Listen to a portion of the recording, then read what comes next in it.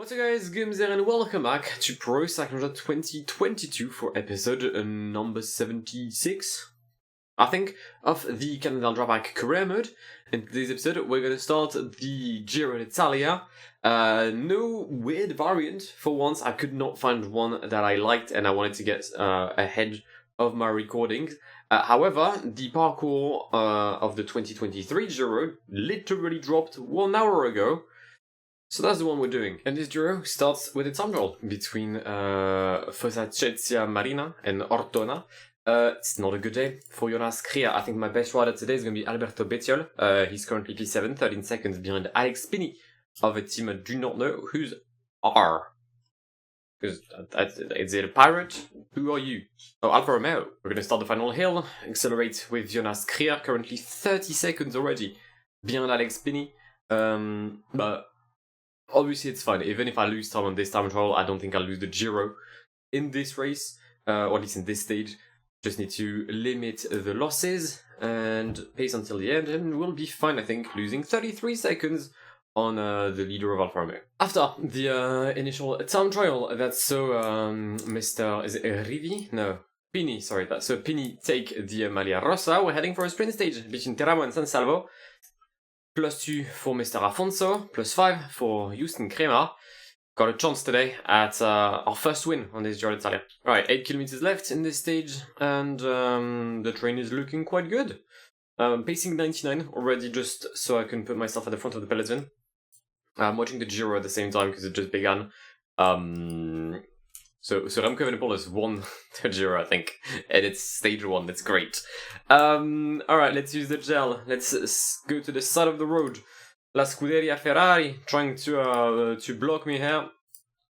Please do not, otherwise you'll get a 5-second penalty. Luke Wood with a strong rhythm. I'm gonna have to reduce the rhythm of Luke Wood just a tad, because, yeah, he's murdering Houston Crema. There goes Crema. I had to genuinely watch my screen for a bit here. There goes Mr. Afonso. Afonso versus Arnaud Delis. Arnaud Delis, Afonso. It's a win for the Belgian today. Arnaud Delis ahead of José Maria Afonso. And Jasper Philipsen. Disappointing, but a P2 nonetheless. We've got a hilly stage today between Vasto and Melfi, 213 kilometers. And this is Jonas Kria's first win. I'm calling it. We're pacing in this little hill before Melfi. There's been a crash with Hugh Carthy. It's a shame for the Brit rider whose cardiac rhythm never went above 0, according to Whoop. Alright, Schmidt doesn't block anyone. Perfect. Gels, Jorgensen, Johansen, Bettiol, Afonso. Mr. José Maria managed to stay with everyone. And it should be an easy-ish sprint for the Portuguese rider, although Michele Gazzoli is also already actually trying to sprint, which is a very odd decision. There's more than 2 kilometers left, Michele. But why not? There goes Bettiol. Is that Jake Stewart? That is Jake Stewart. Left-hander, Afonso, Matej Govecar. Afonso takes the stage in Melfi ahead of Luke Wood and Matej Govecar.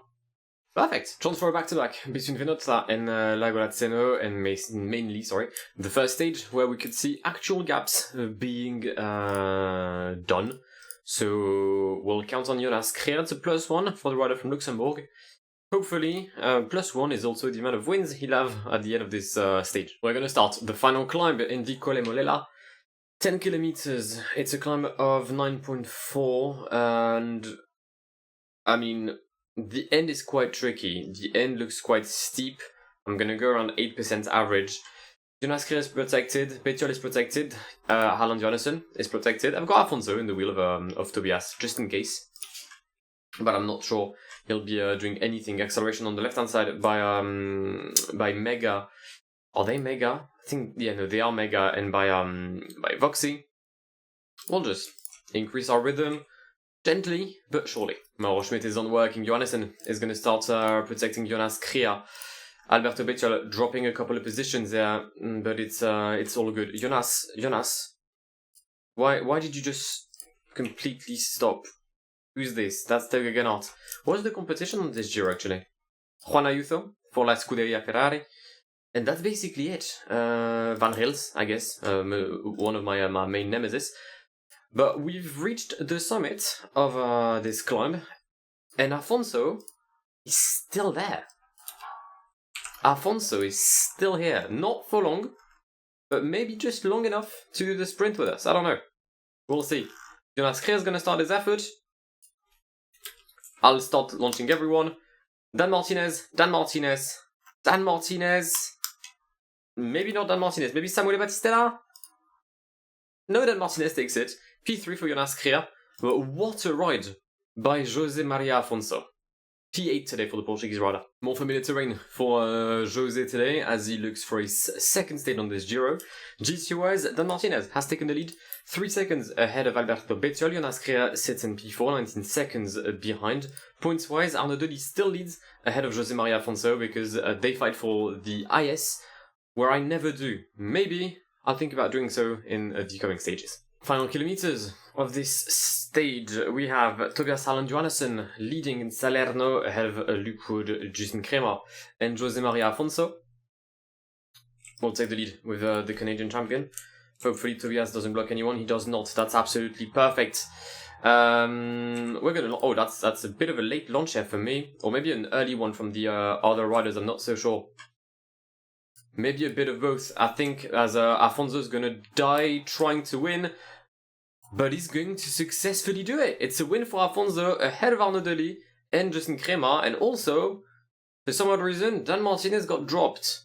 They won't count any gaps, because I know PCM, but that's interesting. Once again, some sprints between Napoli and Napoli, a city in limbs after winning the Scudetto for the first time in 33 years a couple of days ago, which also you can see how ahead of you I am when it comes to recording these videos. +5 for Kremer, +3 for Afonso. Gonna do the exact same I did yesterday, and hopefully the exact same outcome. 99 for Matteo Jorgensen, the +4 for the American champion, soon to be helped by the Canadian one. Kremer and Afonso have not taken my wheel. Well, this is embarrassing. Left-hand side of the road for Justin Kremer. We're going to go 99.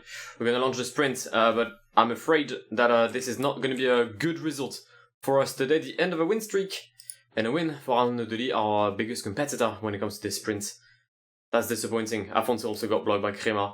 But yeah, he's lost the wheel and he's lost the stage. +1 for Jonas Crea for the first mountain stage of this Giro between Capua and the Gran Sasso d'Italia, 220 kilometers. 0 for Johannesson, +5 for Matteo Jorgensen, which is great. 0 for for Mauro Schmidt. +2 for Bettiol, who will be my teammate, I say, for this mountain stage. Alright, hopefully Juan Ayuso doesn't have a +5, because otherwise the Giro could already be over. We started the first part of the ascension towards the Gran Sasso d'Italia, and that comes with a 12-kilometer climb in the form of Caraccio, 6.6% average. Breakaway currently leads the race, 7:14 on the peloton.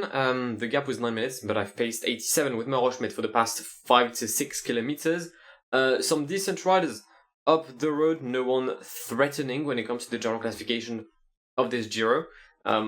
But yeah, maybe the first breakaway win in the Italian Grand Tour. And the rhythm has once again slowed down, possibly because there are 25 kilometers remaining in this stage. We've got on the side, that's Maxime Van Gils, the former Vuelta winner, sitting currently 6 minutes behind already in the general classification, hence his attack.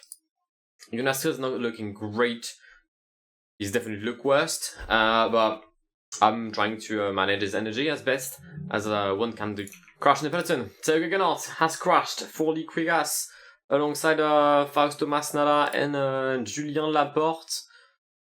Probably the leader of Liquigas, I think. Yeah, Masnada or Gegenhardt must have been the leader of the Italian outfit in the absence of their all-time leader, Tadej Pogačar.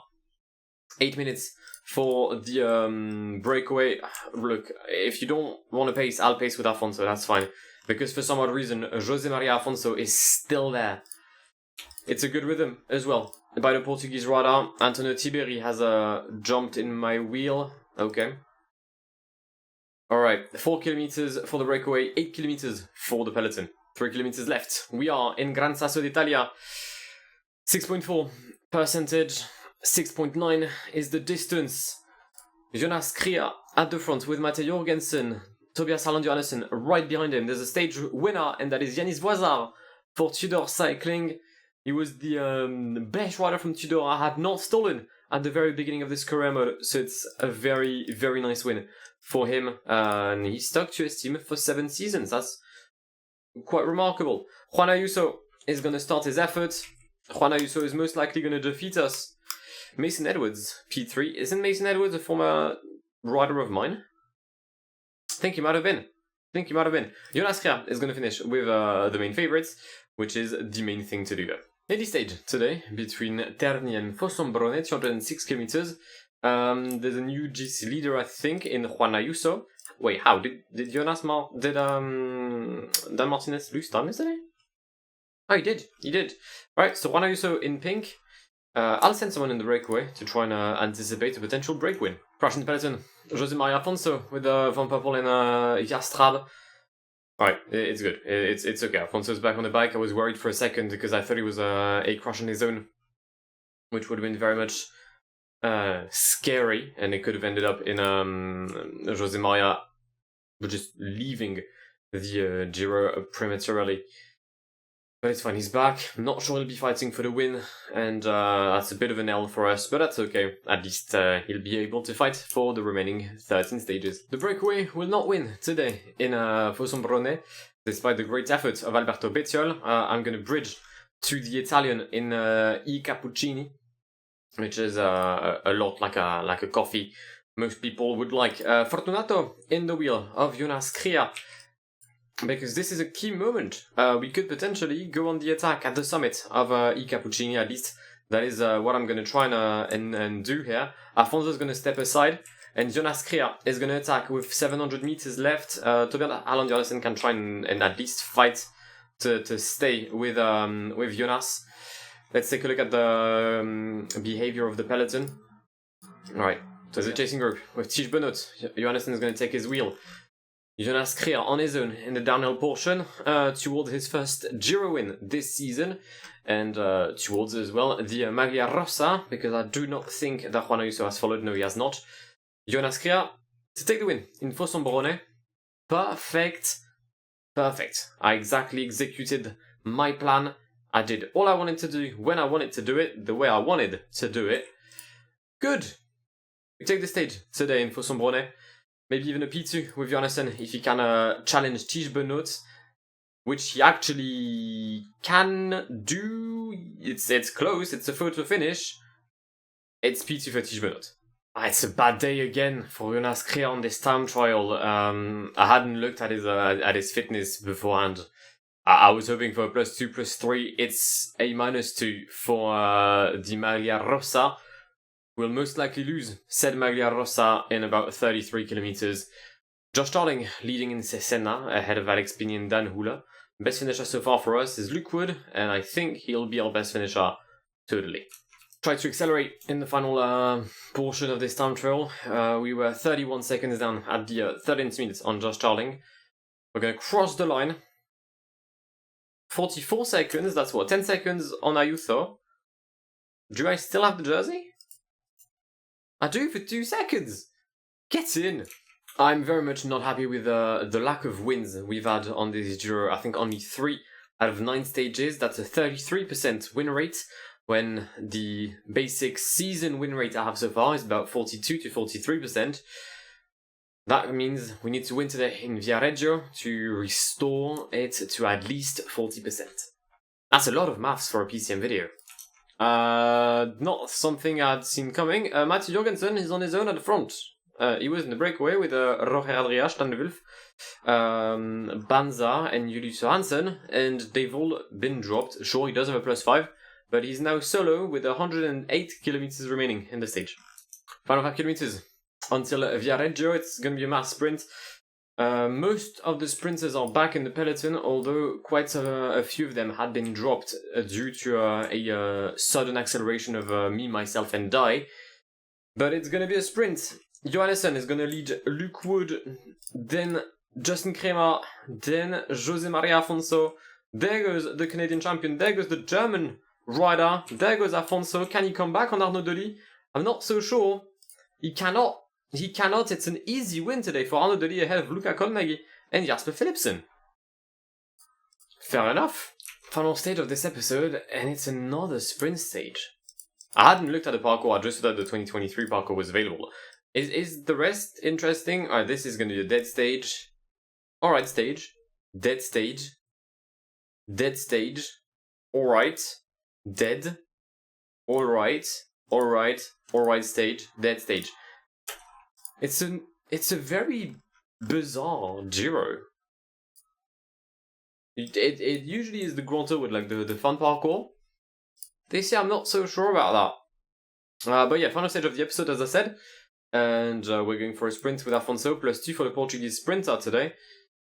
He needs to win if he doesn't want to be completely dropped by Arnaud Delis, already 100 points clear of the Portuguese sprinter. 99 with Mauro Schmidt, Luke Wood in the wheel. Kremer, Afonso, Luke Wood with quite the poor day today for the Canadian champion. I'm going to try and move to the right hand side of the road here without getting blocked or losing the wheel of anyone. There goes Luke Wood, Kremer. It's horrendous. Jasper Philipsen is going to take the stage because I got absolutely murdered by its train, or by his train should I say. Kremer with a late comeback, but it doesn't matter. It's a win for Philipsen ahead of Kremer and Afonso. No signs of Arnaud Delis. Actually, he's there, but quite far down. Disappointing. It's another stage I should have won today. And here are your podiums after the first part of this Giro. Jonas leads the GC 2 seconds on Ayuso, then 20 on Gioele Conti and Dan Martinez. When it comes to the best climber classification, that is for Gregor Mühlberger. Arnaud Delis easily leads the points classification. Jonas is in white and the best team is Cannondale-Drapac. You've seen the parcours for the next episode. But hopefully a more successful one as today's. If I can end up having at least 10 wins on this Giro, that would be absolutely ideal, but that's settled for 7 and the GC. That, however, will be for the next episode of the Cannondale-Drapac Career Mode. If you've enjoyed today's episode, then please do leave a like down below. If you're new to the channel and want to see more of this content going forward, then feel free to subscribe to the channel if you haven't done so already, and I'll catch you in the very, very near future. My name is Guillaume. Have an amazing day. See ya. Pass me the